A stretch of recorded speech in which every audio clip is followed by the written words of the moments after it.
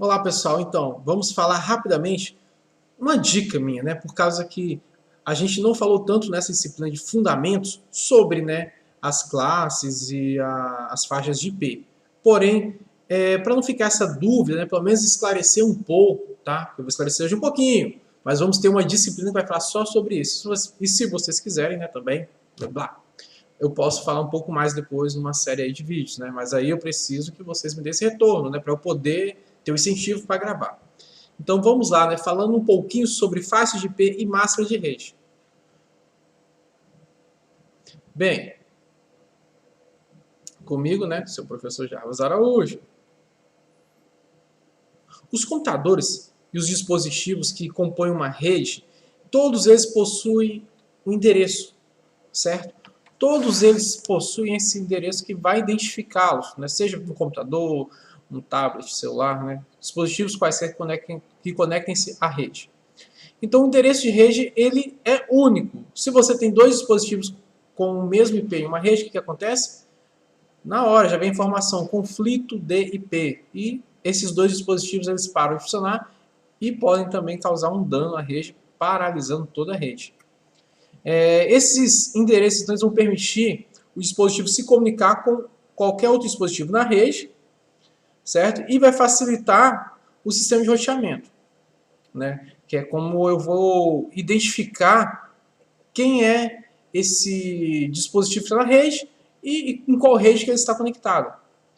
Então aí eu venho trabalhando com o número de redes, né, que vão estar disponíveis, que ali eu vou ter a subrede também, né? Aí a gente vai começando a estudar um pouco mais sobre subrede, que essa subrede, né, esse endereço de rede ali, ele vai fazer com que todos os nós, né, todos os dispositivos nessa rede possam se comunicar numa mesma sequência, tá? E isso vai funcionar semelhante a uma cidade, né? Vamos botar assim, aonde essa classe, essa né, rede e subrede, elas iriam representar ali, né, os bairros, né, por diversas identificações. E eu tenho o número do host, né? Porque o número do host é no conjunto ali, né, dos octetos do IP, eu vou ter um que vai identificar quem é esse aparelho, né? Qual é a identificação dele na rede. Então, com isso, essa identificação seria como se eu fosse falar qual rua da cidade, né, que eu estou querendo encontrar, né, que eu posso encontrar aquele dispositivo, ok? Então aqui, né, deixa eu só voltar um pouquinho, opa, aqui volta não, aqui mesmo. Então aqui vocês podem ver, deixa eu pegar aqui meu apontadorzinho e uma canetinha, pronto. Eu posso verificar, ó, que eu vou ter alguns níveis, né? Eu tenho aqui, ó, como a rede ela é subdividida, né? Bem, como as redes são subdivididas, tá? Isso aí é documentado, tá, gente? São normas.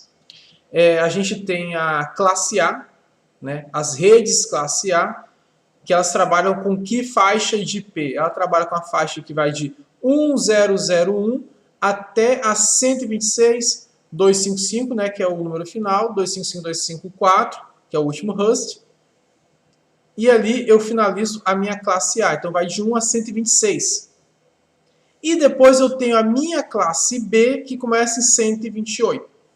Aí você fala, opa, pera aí, para. E a 127, né? Antes de chegar na 127, só vou concluir aqui então a classe A, que quando eu tenho esta identificação aqui na classe A, eu vou ter uma máscara de subrede padrão. A classe A, que é a 25500. Já vou falar um pouquinho mais sobre isso, tá bom? Mas só para a gente vocês já vão verificando aqui algumas particularidades de cada classe, né? E aí eu tenho aqui a classe B, mas eu tenho o 127 que está aonde, né? Esse 127 a gente chama ele de loopback, né? O loopback ele vai servir para a gente fazer alguns testes, né, na placa, ou até algumas aplicações, ou um local host, né? Onde ali eu posso ter um servidor local, que é o endereço 127.001, né? Então a gente utiliza para alguns testes. Ele não serve para poder usar na rede, tá? É uma das faixas de IP reservadas, tá bom? Para testes ali.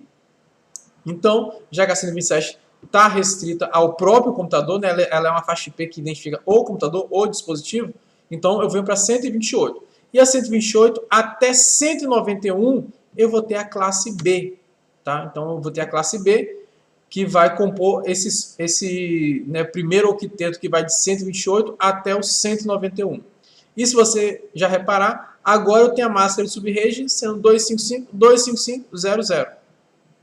Vamos descobrir já já para que serve isso. E aí eu venho para a classe C, que vai pegar de 192, que é o IP mais, né, padrão que a gente ouve em tudo, né? Direto, configurando o roteador, você vai ver esse IP. Então, todos que começam com 192 e vai até 223, eu vou ter aqui a classe C. E se você reparar, toda a classe C, ela sempre é 255.255.255.0.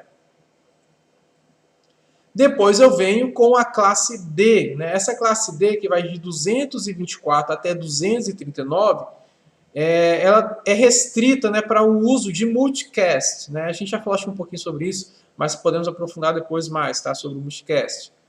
E depois eu venho a letra E, né? A classe E. Com ela vai pegar de 240 até 255 e ali finaliza os octetos, certo? E essa classe ela foi reservada para pesquisas, né? Usos futuros, certo? Foi pensado isso, né? Isso aqui eu estou tratando de IPv4, né? Então, não foi suficiente, né? O IPv4, hoje a gente está no IPv6 que vai abranger um pouco mais e é uma outra lógica. Ok? Então, eu tenho as classes divididas. Então, cada faixa de 1 a 126 é A, de 128 a 191 é B. É só você sempre olhar o primeiro octeto, né? Esse primeiro octeto aqui, onde eu tenho aqui 8 bits aqui. Esse primeiro octeto aqui sempre vai identificar qual classe que é. 224 a 239, D, deve ser 192 até 223, C. Então, você identifica já pelo primeiro octeto. Bateu o olho aqui, está entre 1 e 126, é A. Né? E por aí vai, ok? Para não prolongar o nosso vídeo, que já está ficando grande.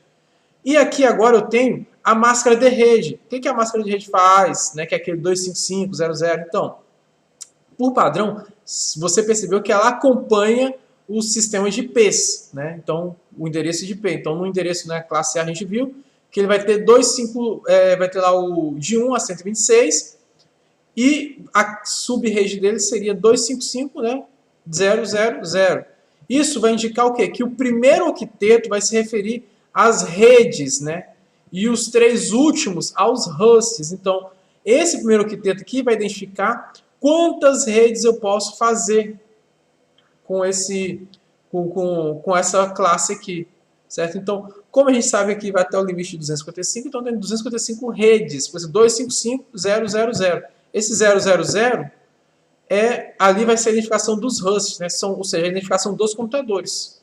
Cada computador aqui vai ter uma identificação. Bem, isso aqui tem todo um cálculo que a gente vai aprofundar na outra disciplina de arquitetura de TCP/IP, tá bom? Aqui eu só estou querendo deixar claro como funciona, tá? Essa questão do IP e da máscara subrede. E depois eu tenho aqui a máscara, por exemplo, aqui a 255.255.00, que é a classe B. E a B, os dois primeiros, como a C, significam que são o número de redes. Então, aqui eu já começo a multiplicar. Aqui eu já começo a ter mais redes e menos hosts, né? Então, eu posso ter diversas redes, porém poucos computadores. A classe A eu posso ter poucas redes, mas muitos, né, computadores na rede, né? Muitos hosts. E depois a classe C, que vai ocupar 255, 255, 255.0. Então, aqui na classe C, ao contrário da classe A, eu posso ter diversas redes com um número pequeno de computadores, ou seja, com 254 P's disponíveis para os computadores. Não é isso? A gente estudou, né? Tem o IP0 ele está reservado e o 255 também está reservado. Então, aqui, nisso, eu consigo entender isso. Então, a máscara subrede ela vai garantir essa quantidade de redes e a quantidade de hosts que essa rede pode ter. Ok? Bem, gente, essa foi uma explicação rápida, tá? Bem rasa sobre todo esse conceito, tá? Mas aí, vamos ter uma aula falando sobre isso aí. Quem está assistindo e quiser que eu fale um pouco mais sobre isso, depois eu gravo mais vídeos falando sobre isso aqui, tá bom? Então, se inscreve no canal, deixe seu comentário. Até mais!